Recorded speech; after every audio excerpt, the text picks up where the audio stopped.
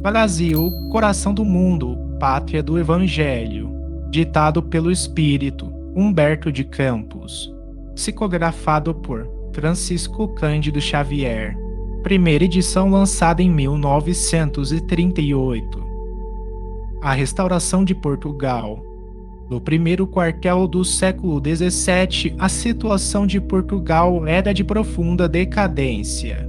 Sob o reinado de Filipe III de Espanha, príncipe apático e doente, que entregara a direção de todos os negócios ao Duque de Lerma, os esplendores das conquistas portuguesas haviam desaparecido.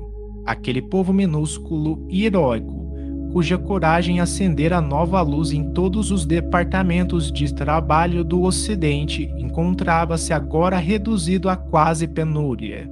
Foi por esse tempo que Henrique de Sagres, o antigo Elio, mensageiro de Jesus, que levantara as energias portuguesas com a sua escola de navegação, procurou o Senhor, tocado de compaixão e de angústia, a implorar a bênção da sua misericórdia para a nação de que se tornara o gênio renovador.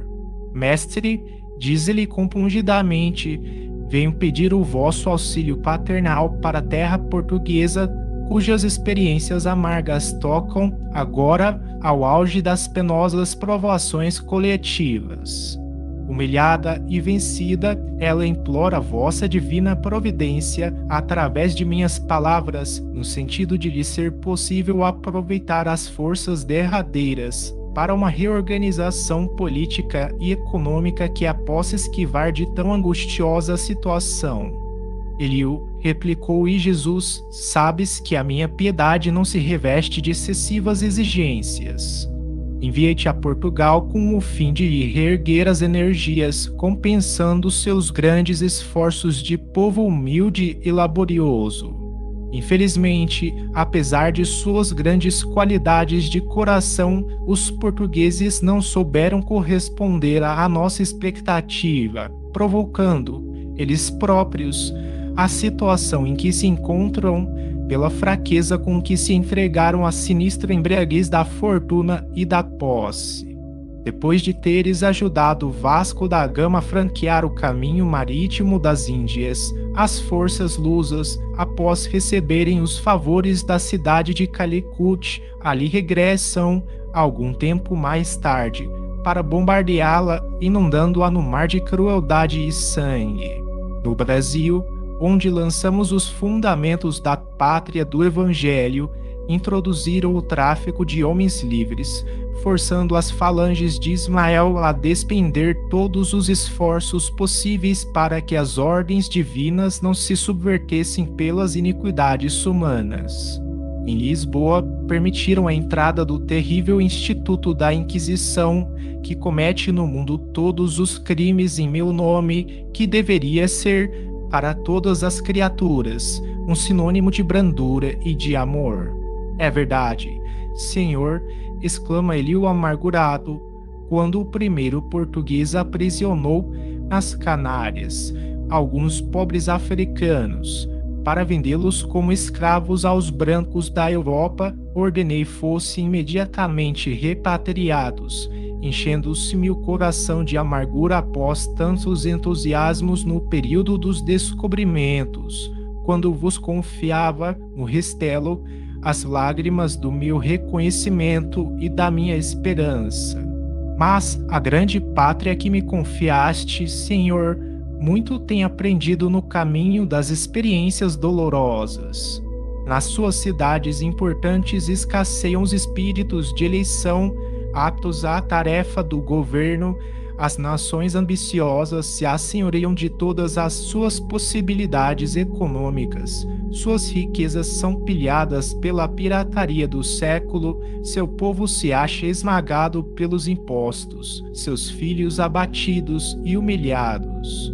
Apiedai-vos, meu Jesus, de tanta miséria que nos enche o coração de infinita amargura. Permitir possamos restaurar aí as forças políticas, a fim de que ela cumpra as vossas determinações sábias e justas na terra do Evangelho. Essas experiências dolorosas, explicou-lhe o Divino Mestre, dotarão Portugal de novos sentimentos, acrisolando nele as concepções de brandura e de fraternidade, a fim de que possa corresponder ao nosso esforço na edificação da pátria dos meus ensinamentos. Quais os elementos encarnados que utilizarás nessa restauração? Senhor, com o vosso apoio e com o vosso amparo, esperamos realizar essa reorganização buscando para o trono os descendentes de Dom Afonso I, Duque de Bragança, que atualmente detém a maior fortuna portuguesa, em cuja casa vivem mais de 80.000 vassalos. Quanto ao nosso plano, constará de uma alargação dos agrupamentos espirituais sob a minha direção, combinados com as falanges de Ismael, no sentido de intensificarmos o pensamento cristão em Portugal, projetando as mais nobres realizações no Brasil, disseminando-nos entre os colonizadores, a fim de que as concepções de fraternidade se intensifiquem, cimentando as bases da pátria das vossas lições divinas. Nossos apelos se estenderão aos companheiros reencarnados, que se encontram nas cortes espanholas e nas selvas americanas, para levantarmos a bandeira de Ismael sobre todas as frontes, como sublime legado do vosso coração compassivo e misericordioso.